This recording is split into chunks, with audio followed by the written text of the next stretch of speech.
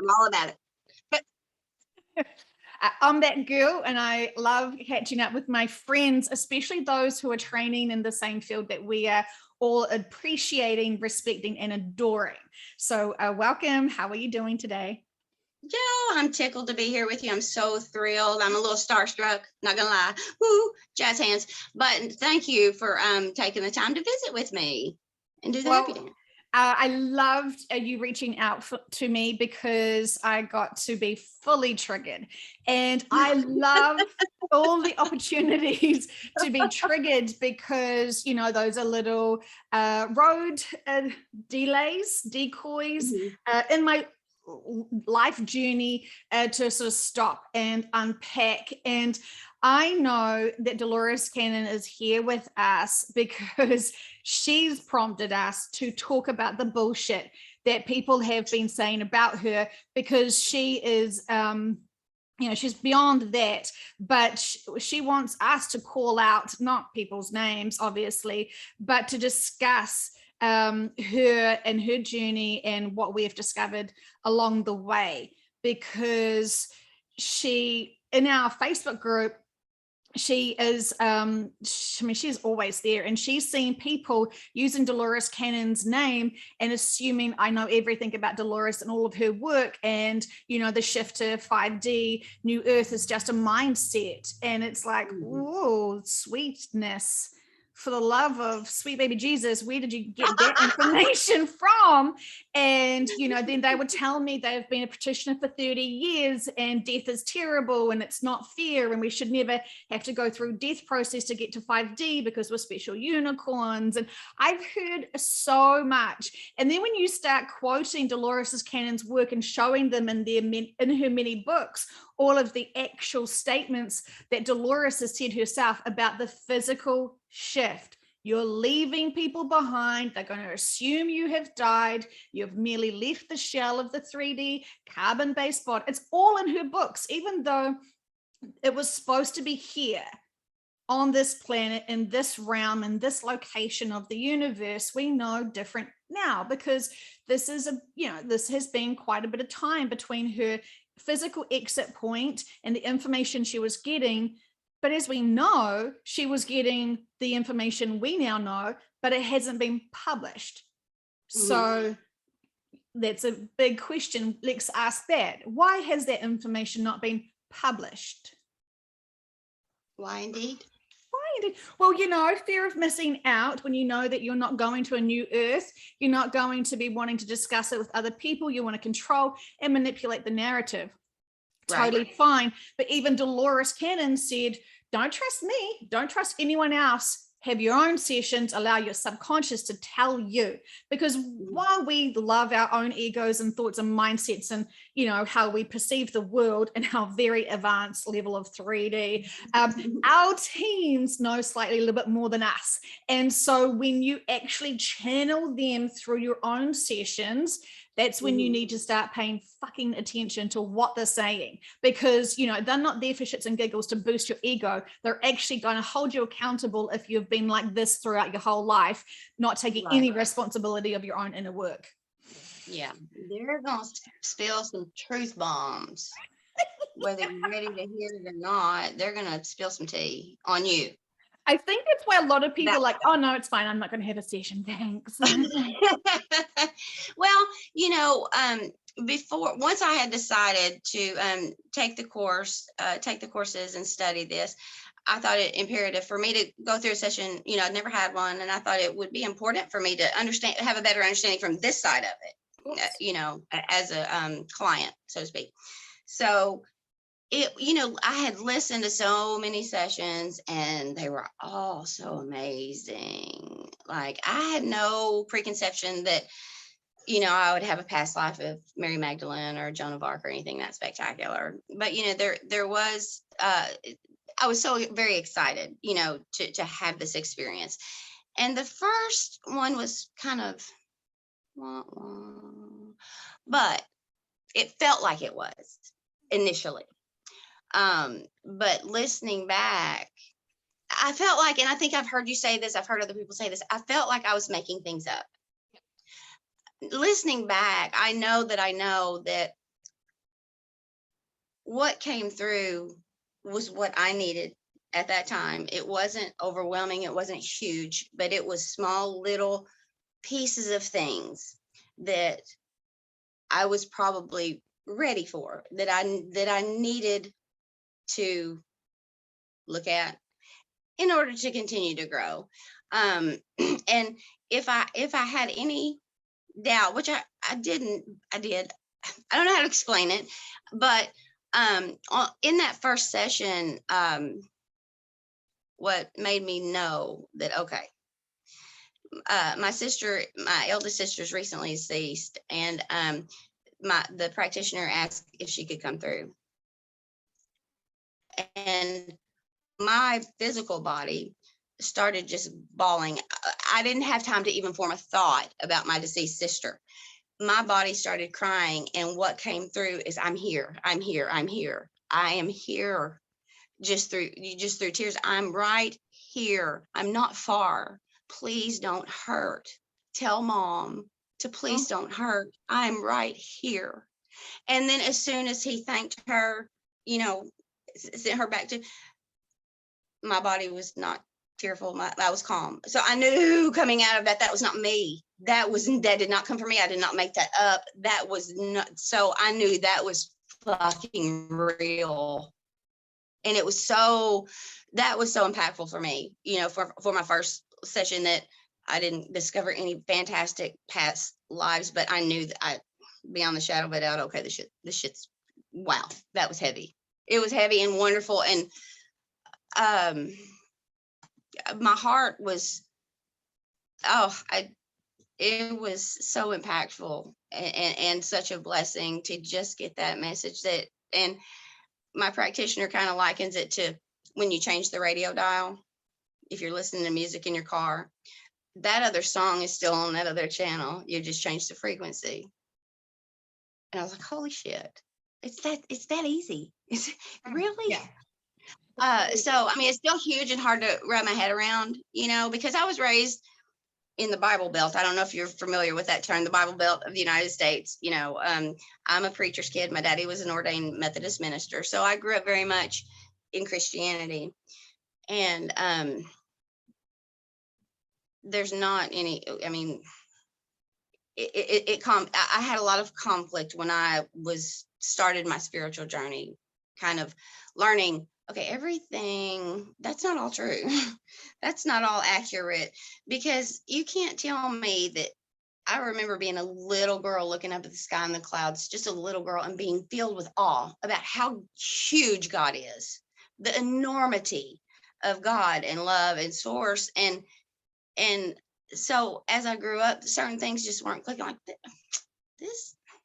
I'm conflicted with this. This doesn't make sense. But the Bible is the word of God. Can you really put God in a box in one simple, short, tiny book? My God's bigger than that. So, I ran into a little bit of a crisis of faith, but at the end of the day, it's about my relationship with Source. And what I do here,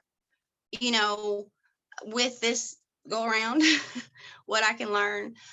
So, in this area, there's not a lot of people willing to even undergo QHHT because of the religious, not infiltration. I'm not going to be negative about it, but just based on their beliefs, there's no room for past life in that construct. So, it's been difficult to find people willing to undergo a session. Like trying to will people out of their spiritual closet, mm-hmm. And it's kind of really challenging to even have those conversations. Yes, I've had lots of clients who live in the Bible Belts and other practitioners as well, and they find it really hard because you've been told so firmly that channeling Jesus is the greatest sin. You might as well be masturbating in public and cursing out your mother, like, geez, they're really asking to be sent straight to hell, right. And it's all fear-based manipulation control, and we can see it now from a bigger perspective. But I've had some incredible sessions with people who got profound answers, profound experiences, profound connections to the people who have died, who have explained so much to them in sessions. And then I will check in with them because I'm wondering how they're processing it. And they're like, yeah, Joe, it was an interesting experience, and I respect your time, but I'm not going to listen back to it because, it's the devil's work. It's like, well, all righty then. okay. I see those horns sprouting out. I see your devil horns sprouting out. Oh my, we're so closed off. Yeah. We're so it's so self-limiting, that God is not that small, and we just the untruths, the things that aren't accurate. Yeah. If we were going to put God in a box, it would be a box titled love, and that is it. Okay. Yes, ma'am. Okay, because somewhere in the Bible, someone says God is love. That's not a metaphor. That is a statement of fact. God is love, not metaphorically, realistically. So what is love? It's this really intensive frequency that makes the physical body just burst into tears. It's so intensive, love and joy. It is everything combusted into this moment when you allow yourself to feel into it, and it can just completely blow you away in just an instant. And we can be very capable of connecting into that frequency instantly. You felt your sister just love energy coming in, that even I got the truth bumps and the tingles and the tears, because her love for you is universal and we can all feel it. And I think, if people were in tune with this as well, they would probably also have got the tears and the truth, and all of those tingles, because energy doesn't lie. People freaking do. People lie all the time for their egos and their insecurities and a whole lot of other reasons, but that's part and manipulate. So we know the difference. We're very trained to see why people are trying to lie and manipulate us for many reasons, and we just don't tolerate that shit anymore, because our time is precious, our energy is precious, our mission here is precious, humanity is precious, this planet is precious, we are precious, and we're actually allowed to honor our own experiences.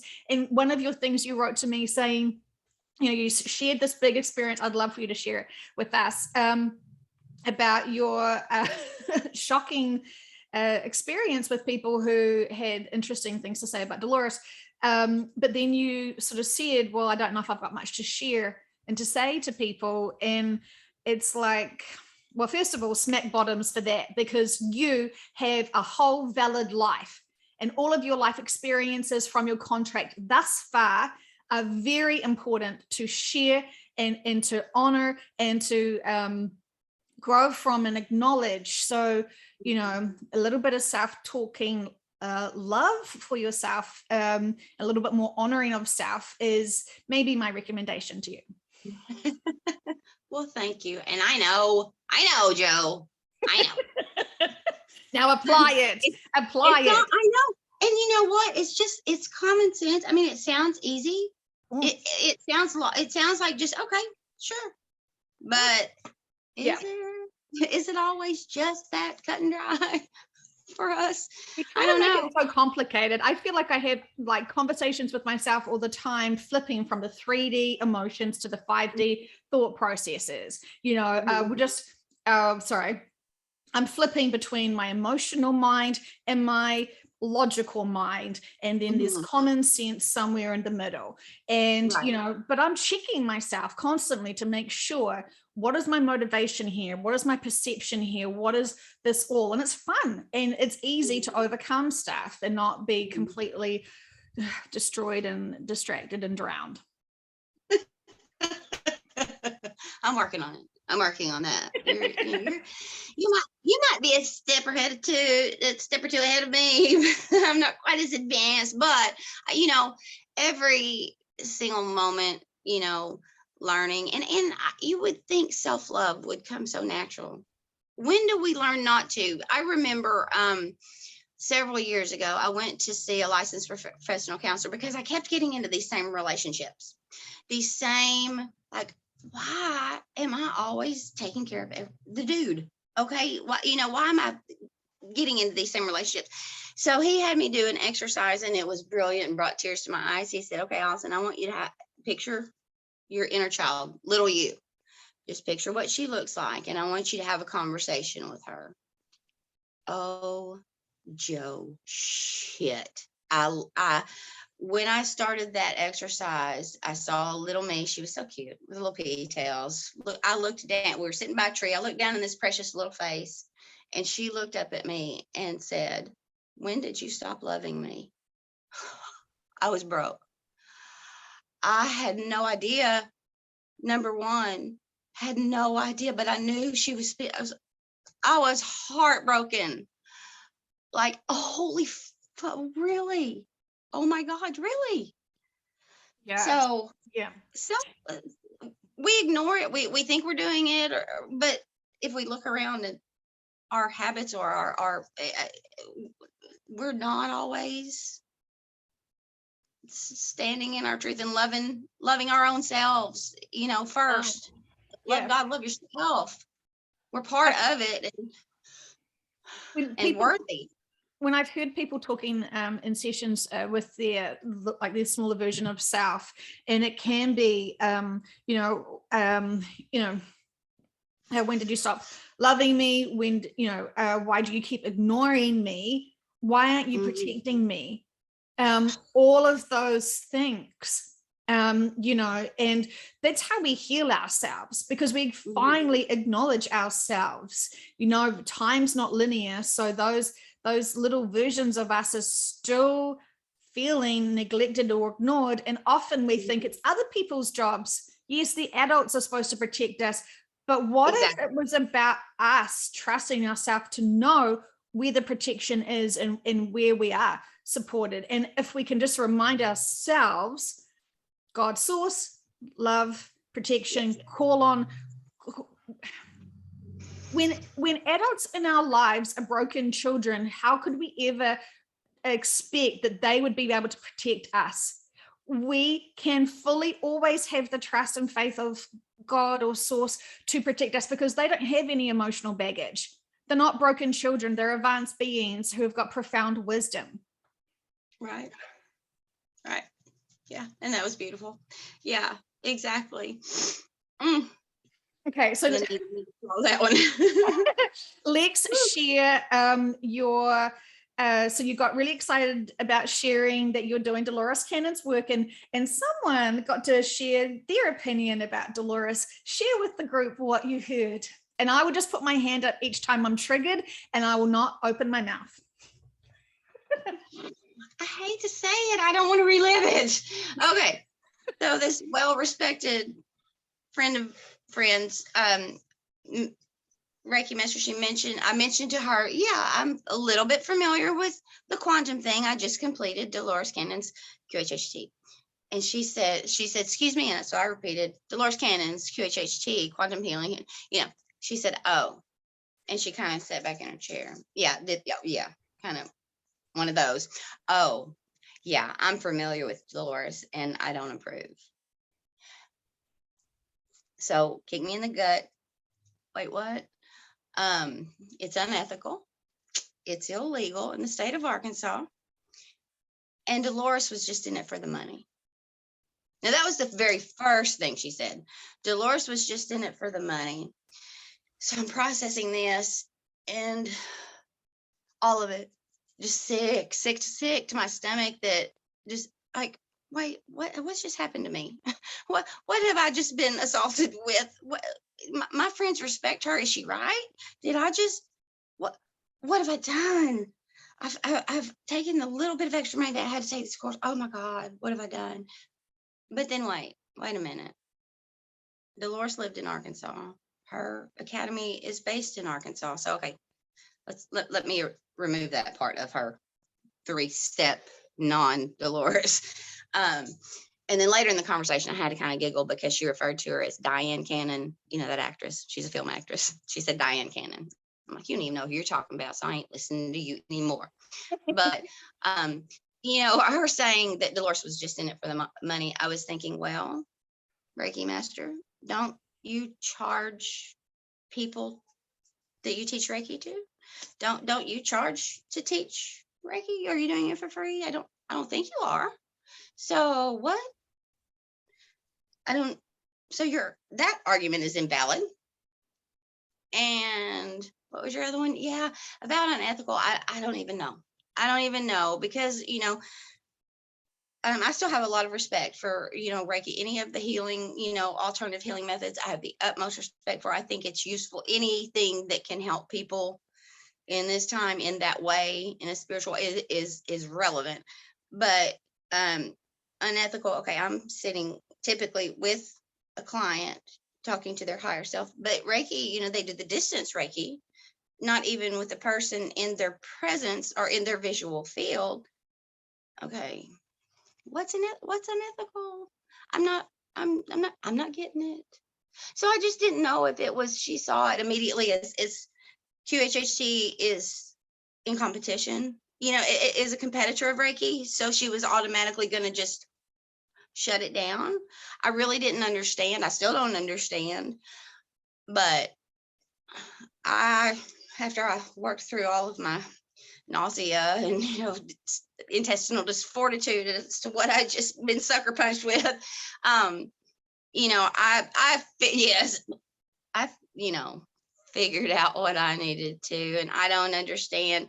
It's unfortunate, because I wanted to learn Reiki, so it's unfortunate, but she's entitled, she's on her own journey, and I can't speak to that. She has information or feelings or whatever that I don't know about. So, I had to really put that to bed, really swallow it all and sort it out and come to my truth, which is just the truth. There's nothing illegal, unethical, or Dolores wasn't in it for the money.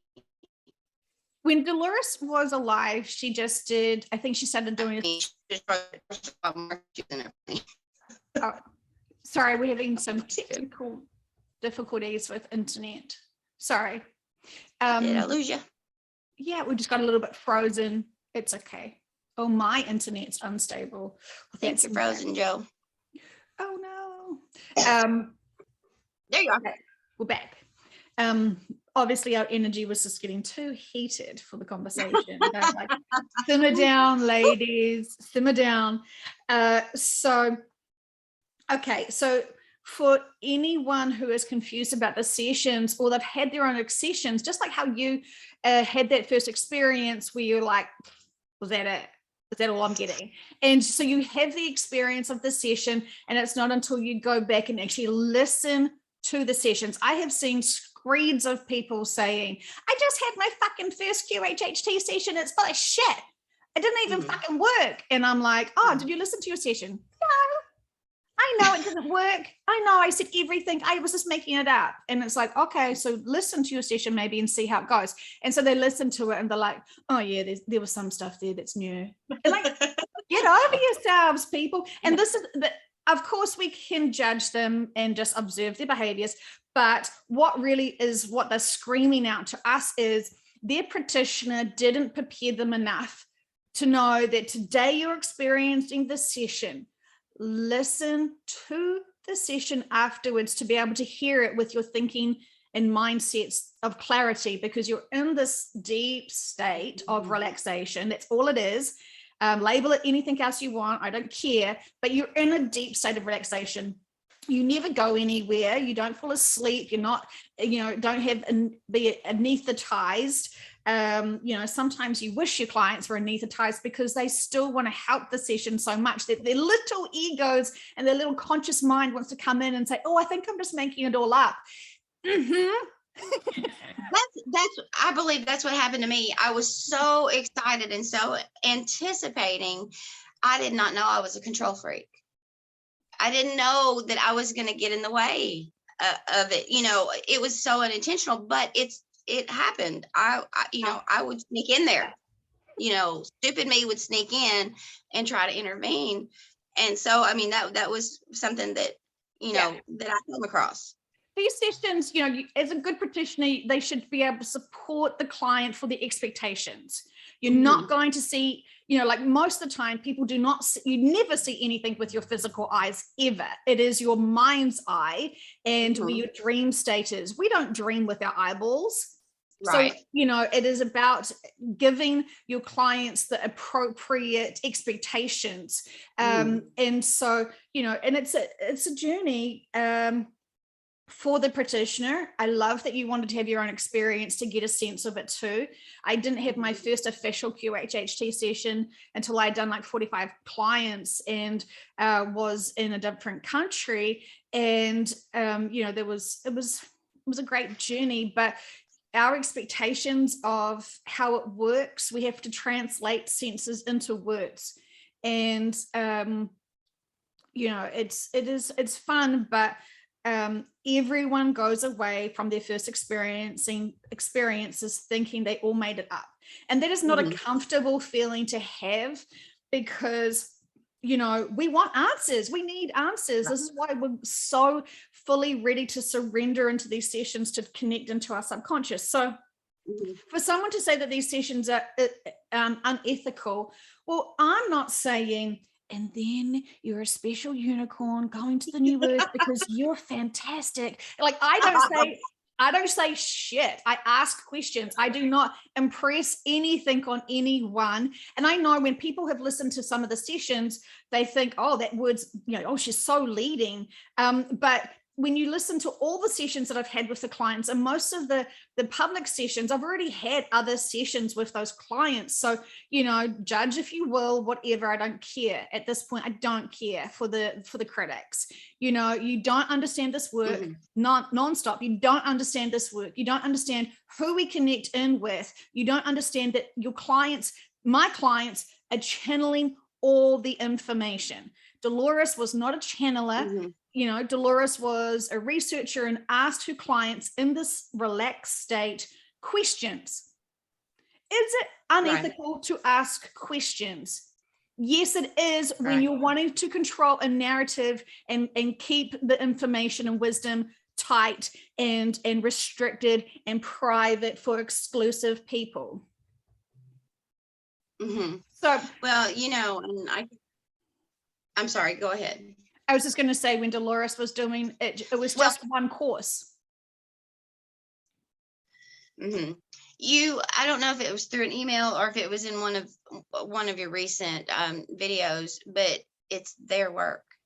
It's not our work. We're asking the questions to help the client, but we're not planting any answers. We're not leading any answers. This is not our work. How can what we're doing by asking questions, by helping someone be unethical, when it's their subconscious, their higher self, they're coming through, it's their work, not ours. We just are there to facilitate that conversation or that dialogue.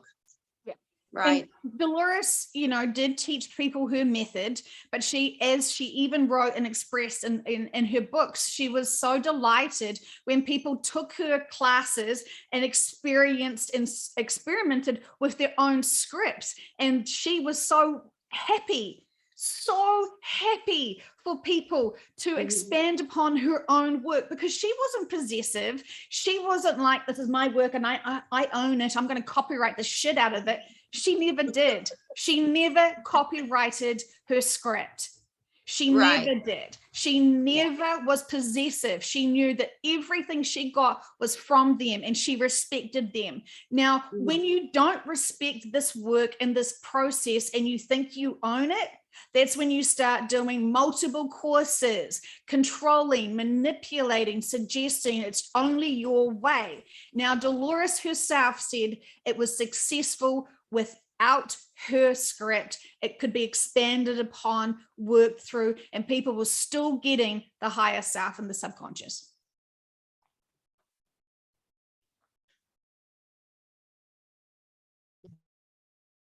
I feel like my energy and frustration is so intense that it's doing weird things to my computer.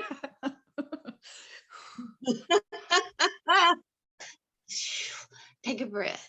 Come on, let it go, Elsa. In with love. You're so precious. I think you're so wonderful. So she respected this work, and she knew that this was, and she didn't charge excessive amounts. I think she only charged one amount the entire time. She wasn't able to do all of the clients that wanted to have sessions with her. She was one person. This is when she really realized she could train and teach people. She thought thought at the beginning she could only really teach hypnosis people who were familiar with this. And she realized quite quickly that was nonsense, because they came in with their own understanding of what this work is. And so they kind of came in with their skill sets and egos. And she also wrote about that in her book too. And so those people who came in to have this work be part of their journey to help humanity, they didn't need to have any other experiences in hypnotherapy. I mean, it can be beneficial, but a lot of people forget what they're doing, and it's QHHT, and we're not adding in, as a practitioner, our own opinions, our own thoughts, and we're really holding the client in a very vulnerable state because they're relaxed, and we are asking their teams the most appropriate, best questions for them to help our clients. I have heard quite a few sessions with other practitioners where they started having full-on dialogue to the subconscious, asking about their own private questions. And so, you misusing the sessions, using their clients to be able to answer their own personal questions about certain things.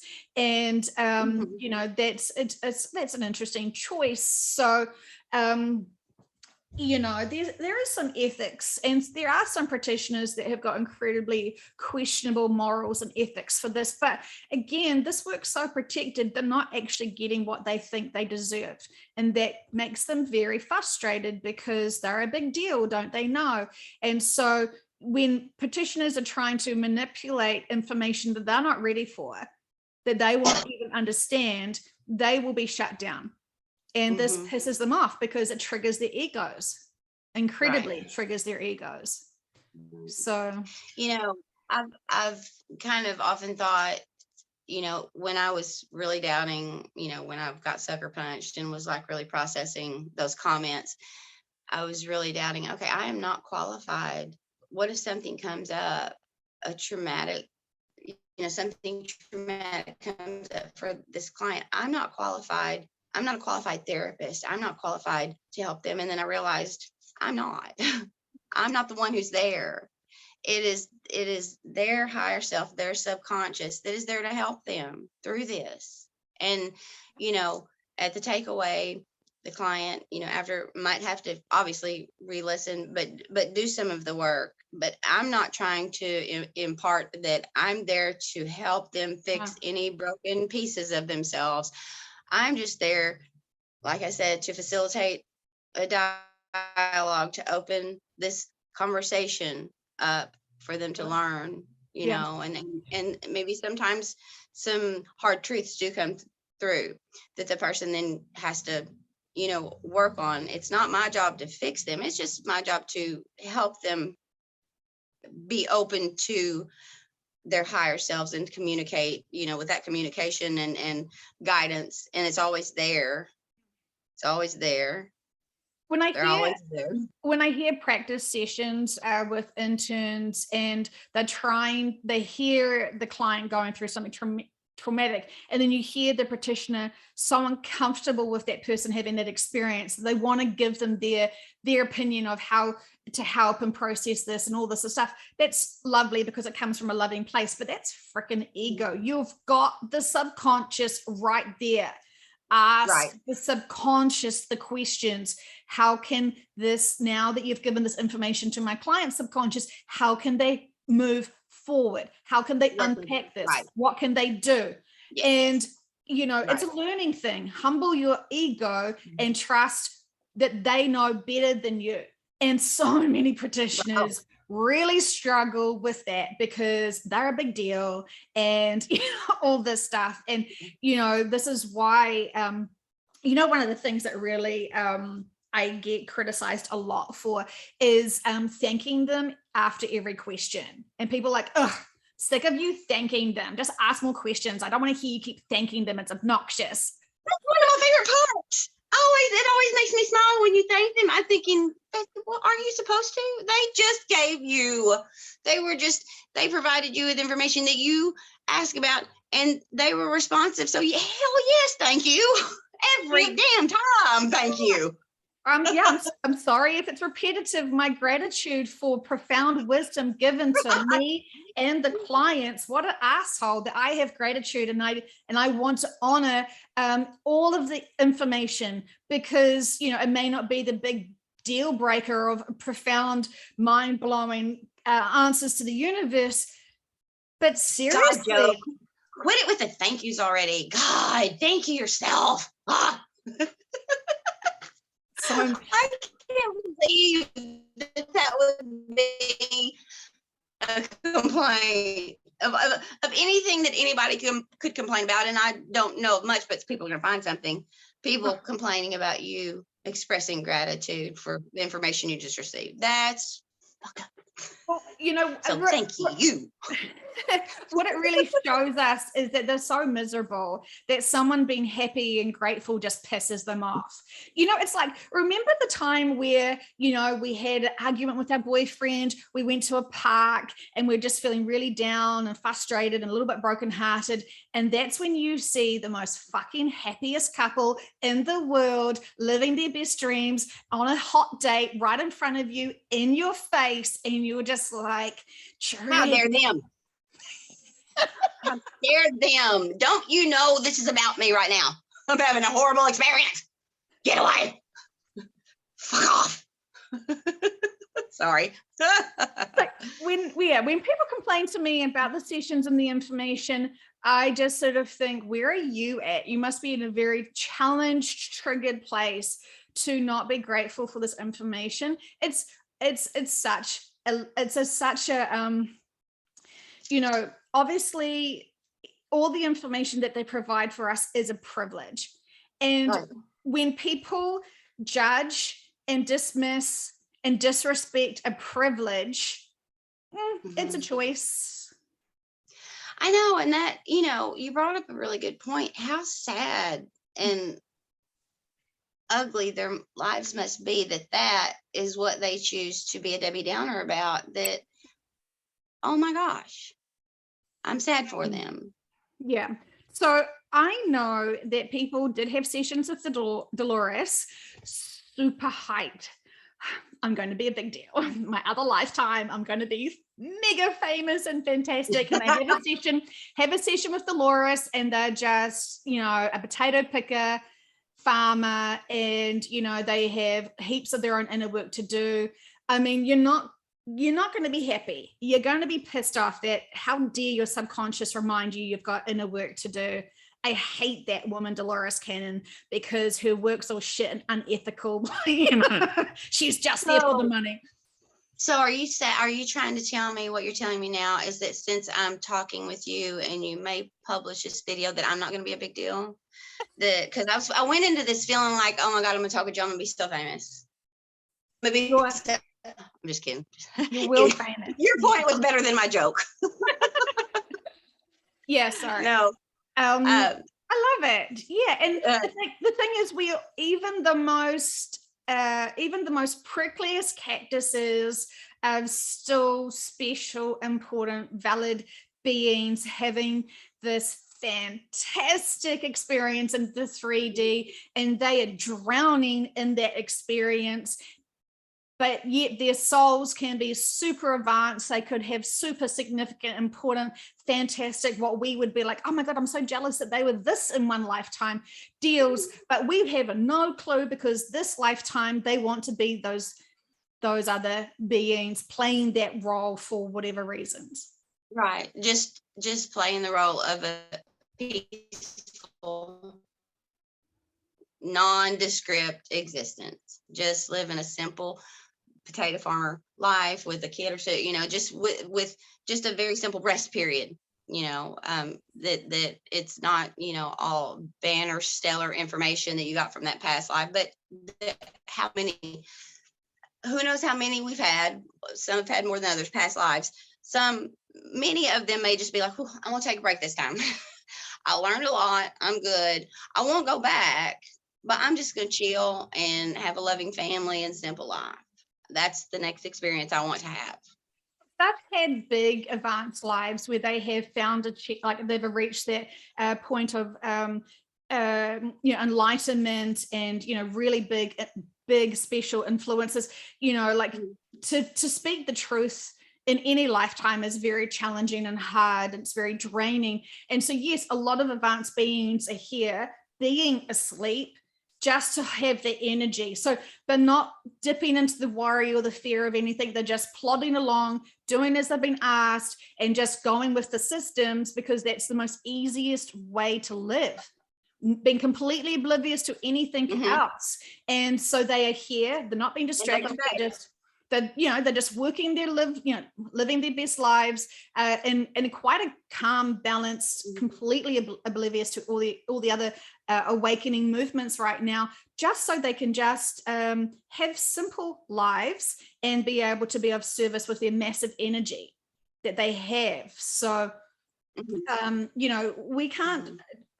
It's those people who are massively hurt and are those big cactuses in our lives. They're the ones we need to save, and not save, but support and love. Those rocks that don't do anything, that they're just there following, they're good. They're good because they're not hurting people, because they're not hurt themselves. They're just in that strong, I don't even want to say dense, because they're not dense. They've switched off to caring about the dramas, and they're just here being of service. But many people want to judge them because they're not dealing with the narrative. They're not talking about the narrative. They're not angry about the narrative. They're just okay. And it's kind of right. Yeah. But maybe it's their turn to get to just chill. Yeah. And we can respect all life contracts. Yeah, so we don't have to deal with those rocks because they are stable, very, very, very stable. And so we don't even need to poke around at them. We just see them, acknowledge them, and respect them for who they are and how they are.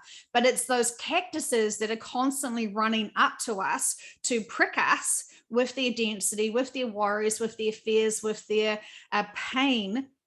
I mean, they're constantly trying to get our attention. And so with balance and neutral, how do we support them enough for them to drop their prickles, to actually start allowing themselves to be soft and not on the defense?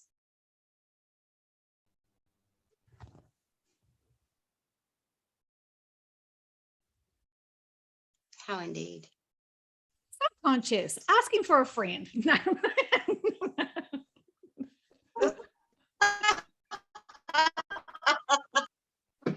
Yeah.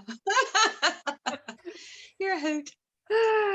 Well, we've got to laugh at this stuff, because seriously, if we stop laughing and trying to uplift ourselves, I mean, we could all be on the floor in the fetal position doing snot bubbles for hours on end and not being of service to ourselves or others. And sometimes we almost want to crawl into that position when we forget that we can actually think about this moving out rather than emotionally being gobbled up.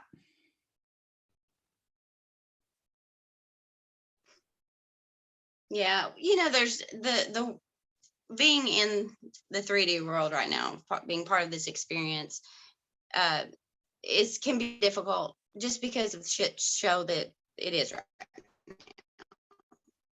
Not judgment, observation. And so, when I started my path, my quest for enlightenment, I literally Googled enlightenment. So a bunch of YouTube videos came up of kind of spiritual, and so many of them dropped Dolores Cannon's name, but then I kind of fell into the rabbit hole of and it was good, it was informative, but the rabbit hole of what's really going on in the right now, those heavy hitting pieces of what the world really is that we're living in right now, how we've been lied to, what everything, how evil and horrible, and so it can become so curl up in the fetal position and blow snot bubbles, because I cannot believe, so it's so shocking, such shocking information. It resonated. I'm like, yeah, okay, it's horrible, but I'm not surprised. So I had to back away from some of that information. It's just information. Okay, it's truth, but I need to not follow that narrative on the daily, because it brings down my vibration. It just fills me with such angst and worry and concern, and oh my, what's next? What's happening next in the world? They say that this is supposed to happen. No, I had to detach from that and or just me. I need to. No, that sounds selfish. I don't mean it that way. No, I'm still love me, but detach from some of the narrative, some of the truth, yeah, and focus on more of working on me, getting me right, being of service. What do I need to do to better myself so I can be of better service to help humanity as a whole, to heal from all of this other ancillary shit show that is going on, because we're going to need a lot of healing. There's some pretty harsh realities. Yeah. So no, I fully appreciate that, and I understand, and it's really great that you could notice that density, because so many people are fixated on knowing all the details of the 3D, and there's so many truthers out there just reminding you of the dangers, of the scares, of the manipulation, of the agendas. Okay, for fuck's sake, yeah, we get it. It's not such a over ad nauseum. Yeah. And then those, all of the dates and all of the nonsense, and don't worry about it because cryptocurrency will save you. So just buy into my stream of credit and you will be protected because, I've got some inside insight into other 3D stupid ego minds who are just still thinking that money is going to save their situation. And that is, there's huge conversations to have here with it. I think you did the most appropriate thing, which was to go within and empower yourself. So massive gold star for you, because, you're honoring yourself appropriately. And the dramas of 3D will eat you alive if you absorb all of them. Yeah, absolutely. Yeah, it's devastating, and again, it is repetitive. It's the same thing, pushing dates back to this is going to happen. So and so is going to save us when he comes back in. Sarah's got people. We got to freaking save ourselves, and then you start with yourself. Start with your own inner work, and then help others. That other stuff is so ancillary. It's so.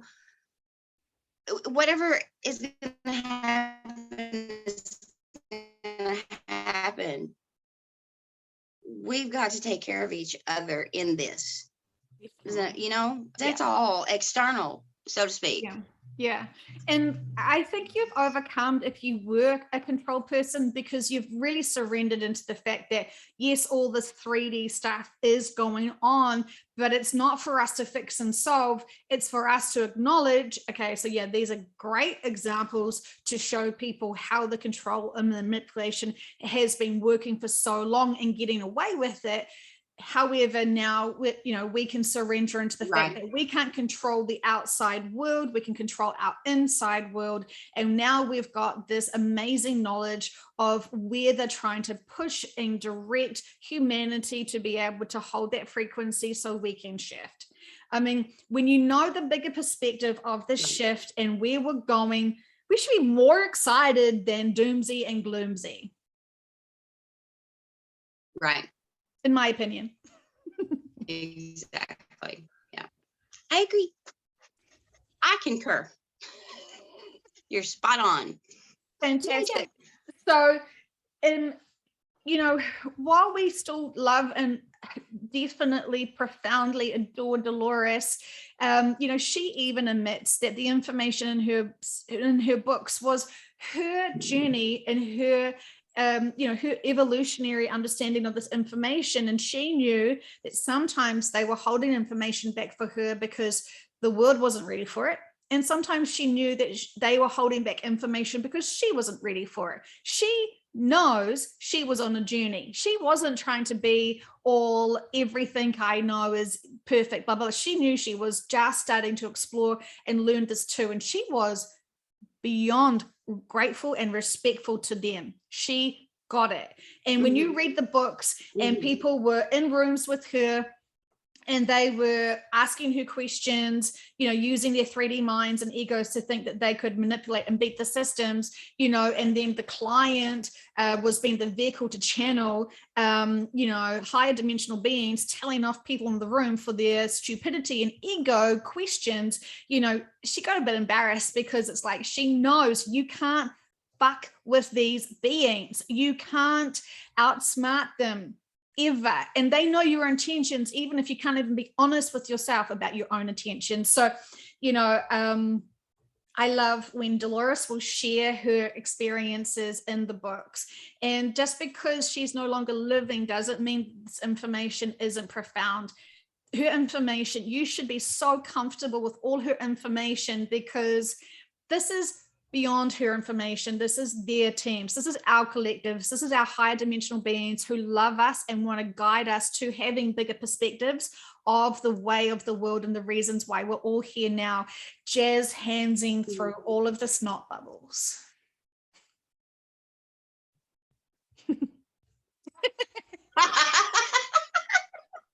Indeed. When I read a lot of Dolores's work, I read it, and then I watched videos, and it was so stinking precious that this profound, ginormous information, this breakthrough information about subconscious and, all of her findings. And when you see that's somebody's grandma up there in a little chair telling stories. She's not this boisterous, big present. She's just somebody's grandma up there with a microphone telling stories. And it wasn't what I was. It was so cute. It was just so precious. That's just Granny up there has found something big. Your Granny has discovered something huge. She's trying to teach humanity how to play nice together and raise their vibrations and be responsible human beings. And I think a lot of people who wanted to entertain the world with their egos found her very confrontational, because I think she also knew bullshit. And I don't think she entertained bullshitters. And so I know she saw a lot of channelers who were pretending to be connected into the teams, speaking through their assholes that were just attached to their mouths. And I don't think she appreciated that crap. And so she was getting a name for herself, and people were starting to really respect the information from her books, and they were flocking to her, not for the fame, but for the wisdom, the truth, and the honesty, because they could tell these entertainers, these channelers, let's just, air quotes it, were full of it. And she knew. I think this is the reason why she said she would never be channeled, because she was like, don't listen to these fools, because go and have your own sessions and let your subconscious tell you the truth, because the subconscious will always tell you the truth when you ask the right questions and you're really open to their information.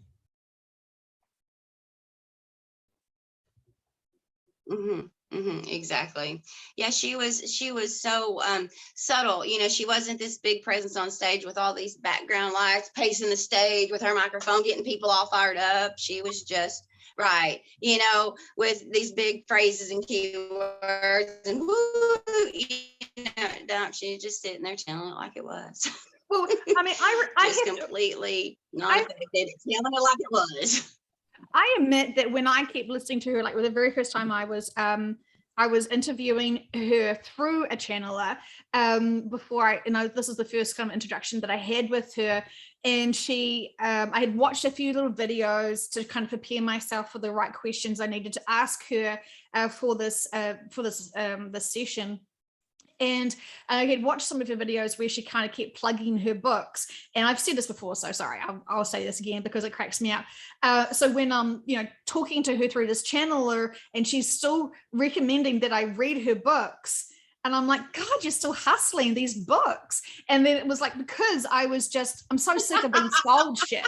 Like I am sick of being sold shit. And I think at that point, I didn't want to actually go and do the research myself. Just tell me now. I'm asking you one question. Give me all the information of the universe now.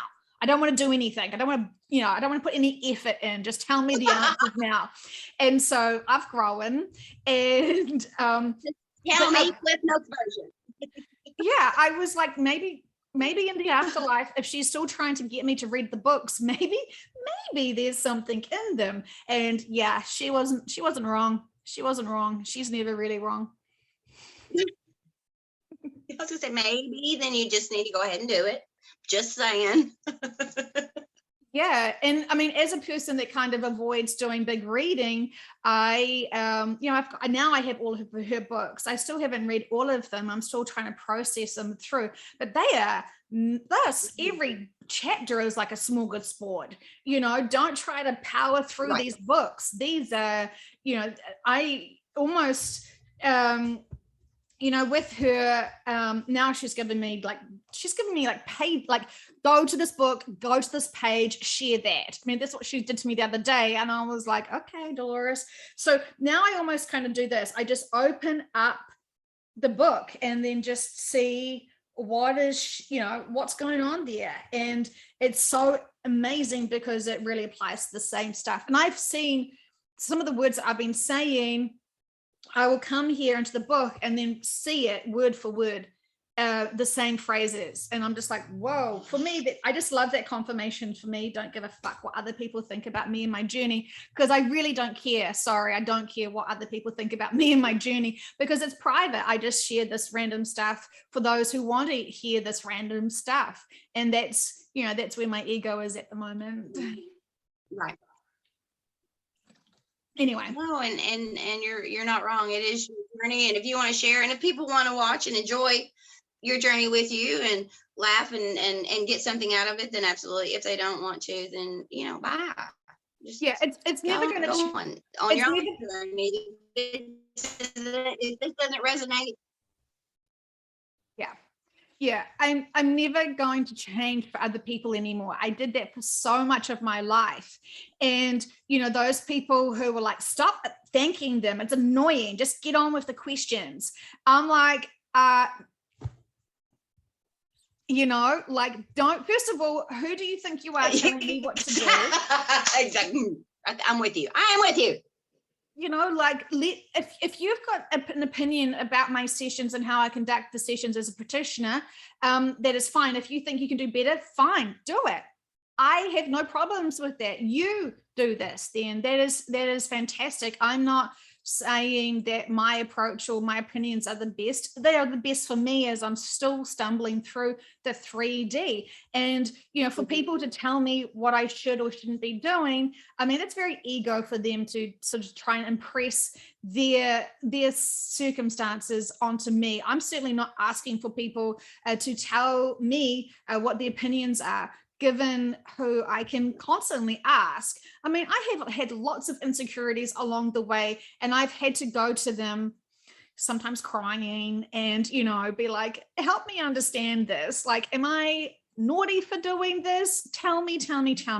And they will always give me their honest opinions. And I've realized I've been so hard on myself for most of this journey, as I've put so much pressure on myself to try and understand it, not only for my own sense of self and balance, but also to help others who are still struggling to understand, why the F do we need to leave this planet? Why are we being evacuated? Fear. And so I've been trying to help explain it. And I have so many private sessions that aren't even made public, but it's the same information. It is the same information. But I know when I'm working with a client who's got so much inner work, so much baggage, sometimes their questions will not be honoring and exploring their inner stuff. You have to get to their inner work and heal and love and help them release all of that before they can even start getting to this big delicious information that's so intriguing, but that is advanced, and you will not be able to sidetrack getting that information until you've done your own inner work, and until the practitioner has done their own inner work. The teams aren't going to be fooled by you at all. And so many people have messaged me saying, why am I my subconscious, every time I tap into the subconscious and ask about the new earth, they don't let me. And I want to know what's happening here. Is it my clients that are blocking me? And I'm like, oh, you're 10 clients that have all been told the same information, because they are saying, I know the new earth is here. I know the new earth is here, and it's just a mindset, because I read some Dolores Cannon books and I'm a practitioner. I know everything. And so I'm like, so you're not getting the information from your session. Like, think about it. Why come to me? I'm not responsible for your clients. I'm not responsible for you. There's a whole forum of QHHT that are supposed to support each other. And, do that. Why come to me with your complaints about your lack of inner work? I'm sorry. And when I do tell them all of their inner work that they've ignored, do you think that they're appreciative of me? You mean they don't say thank you? They don't say thank you. They are like, you can shove your opinion about the lack of inner work. How dare you tell this to me? Like, they will ask me what is going on for them. I tell them what is going on. I channel for them. I give them all this information, and then they are outraged with their precious egos that they are still not advanced special unicorn beings. Right. And if you don't spoon feed it to them, they can't be self-reliant on their own journey to find their way to get some answers. They're going to come ask you, well, what about this? What about this? You know what? How about using a little bit of discernment and seeking your own answers? Now, I think that you're very well respected. You're kind of an icon, a hero, an angel. But I mean, you do have a following in such that people have trust in you and in your practice, and the way you approach it. And I'm sure from your point of view, that puts a lot of responsibility on you, and that's where that can be kind of a little catch-22 when we put that responsibility on ourselves for others. I'm here to help others. I have to do, and then a little perfectionism, got to just be, got to be this to everybody because I set out on this journey to help. So I've got to help. I've really got to help. Whether they want me to say thank you or not, I've really got to help, and then that, leaves you a little flat. I certainly don't help other people to get recognition or to get gratitude, because most of the time they're still refusing to acknowledge what is said. Like, we will have these profound sessions where they mansplain every aspect that they have to focus on, and they will be like, oh, take it or leave it, I might listen to it next month, kind of thing. They won't honor the information. They won't respect it. And, it's a journey. That's their choices. They're still in denial from it. And I know when I've done private channelings, it can take a few months for them to come back and be like, holy fuck, why was I not ready to hear that? Because I just listened to it today, and man, it fully resonates with me now. And so, I know when we're doing channeling sessions, they may not resonate. They may not feel like they resonate with all the information, because they're still like, I love myself. How do you? They're precious with it. And, they have to be honest with themselves. And I certainly am not boosting anyone's ego. I am telling the truth of what gets given to me. And, sometimes we don't want to look at the pimples that are on our face, or see the spinach or the mascara running down our eyes. We are embarrassed, and there is no judgment from me. I will see people choosing constantly to be stuck in density, to feel victims, to be so big ego based that they refuse to humble themselves to even look at their own behaviors, reactions, and all this sort of stuff. I see all that I can, and there is no judgment there, but I don't have to entertain all. And so learning my own discernment of where do I put my energy, because you're right, I could have spent, I was doing like 3 sessions a day, with clients, and like full sessions a day, because I didn't want, if I slept, what a waste, what a horrible thing to do to humanity. I must constantly be helping humanity. And that was sort of, when we were leading up to the big shift in 2020, right? So it was a very intensive, and I put a lot of expectations on myself to help as much as I could. I never, ever have seen that I've never considered myself to be perfect at this, or, complete. I'm still learning and growing, and I can still always grow. And I know that I am in a special situation, because I have so much profound respect for the wisdom that I actually want to apply it. And sometimes I stumble, but it would be almost impossible to not stumble. To stumble means to have those other experiences to fine tune it. I'm not afraid to make a fool out of myself, obviously, with these videos right now, but I am still being me, and I'm still honoring my journey. And if I could honor myself and my journey and my fumbles, you can bet I honor everyone else's. That's right. That's exactly right. Yeah. Oh, I love you. I think you're the best. But no. Well, I think that the fact that you're here on this journey with us means that you are clearly on the right path in terms of your own self-evolvement and evolution and expanding. And I really know that people like you, other practitioners like you, who have got the open-mindedness to not assume you know everything. You're not afraid to ask questions. You know your place in these sessions is to ask questions, not mansplain your opinion to people. And you actually do have this real honesty of just caring about people at a soul level and a 3D level. And you don't think that you're above anyone, but you also have this nice balance where you truly don't feel like you're a piece of shit either. And so, you've got that nice balance. Oh, shucks. Well, I feel like such a novice, and I think I told my practitioner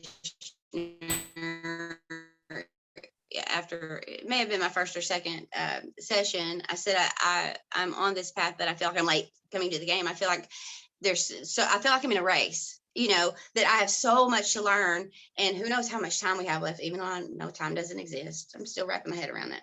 But, that's just my 3D brain thinking. There is so much to uncover and discover and learn about and grow. And I am 50 something years old, and I wish that this had come into my life sooner. Now I know it happens exactly how it's supposed to happen, when it's supposed to happen, when, this vessel or whatever, when my soul is ready and prepared. But I just feel like I'm so behind. I need to know it all now. I want to know more, so I feel like I'm just kind of just grappling at every piece of information to just hoard it and learn as much as I can. And that's just not realistic. I'm going to end up, in the fetal position with snot bubbles. Well, I think that I love your thirst for drive and knowledge and wisdom. Like we are all sponges, and you'll get to this point where you're going to be okay with not knowing everything and just being able to apply what you do know. And I think a lot of people felt like they needed to know and be able to recite all of Dolores Cannon's books and be able to, know all of the mysteries of the universe to then step into being a support person for someone who is dealing with fear. So we're only dealing with people's emotions here. That is the whole key of the 3D. So when we are trying to discover the keys of the universe, well, we're distracting ourselves from actually hear the keys for the 3D here on planet Earth. And the keys that unlock our density is mastering, acknowledging, loving, healing from the emotions. Right there. Boom. Nailed it. Okay, well, let's say goodbye, and then we can chat privately. Yeah. But thank you for sharing. Thank you for sharing. Thank you for sharing. And until next time, we will see you again. Thank you.